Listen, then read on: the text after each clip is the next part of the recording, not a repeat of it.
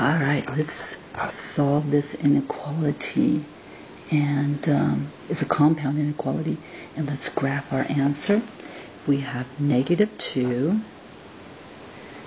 less than a fraction, 3x plus 1 on the top, and on the bottom 2 less than or equal to 8. Okay, solution. Well, our goal is to get x alone in the middle.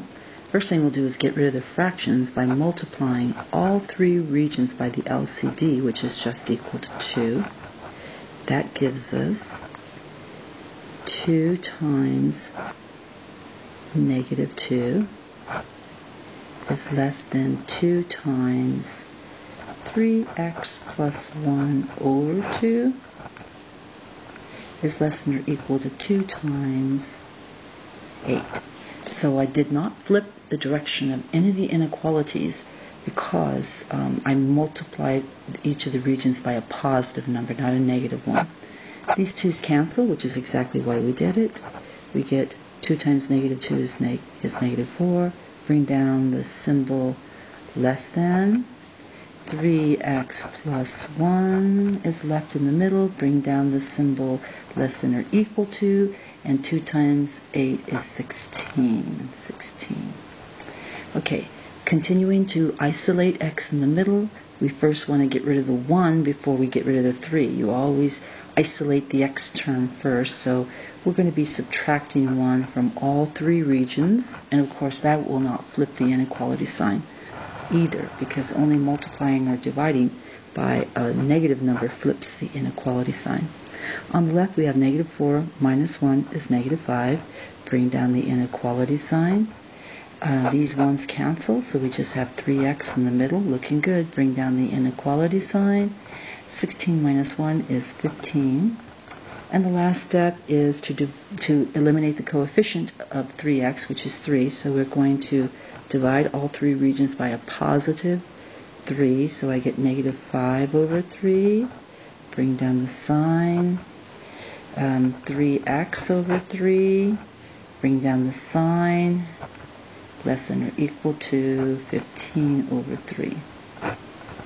Okay, these guys cancel, and my final simplified form is negative 5/3 less than x less than or equal to 15 divided by 3 is 5. But they want us to write this in the 3 notation, so first we'll do graph notation.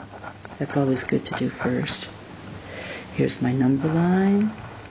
Smallest value to be shaded is negative 5/3. Largest value to be shaded is 5. Shade everything in between. There's no equal portion next to the negative 5/3, so that's a round bracket indicating we're not including it. We're getting close, but we're not including it. And there is an equal portion on the 5, so put a boxy bracket on that one, indicating that we are including that 5. Let's see. Then let's do interval notation. Smallest value shaded is negative 5/3, comma. Largest value shaded is 5. Back at the negative 5/3, we put a round bracket because we don't actually include it. There's no equal portion. And a boxy bracket on the 5 because we are including it. And finally, the set notation. Set notation, curly set bracket, all values of x, such that negative 5/3 is less than x is less than or equal to 5. Curly set bracket. Now, you know, all they really asked us for in this problem was to graph the solution, but then they offer the solution to you written in interval notation.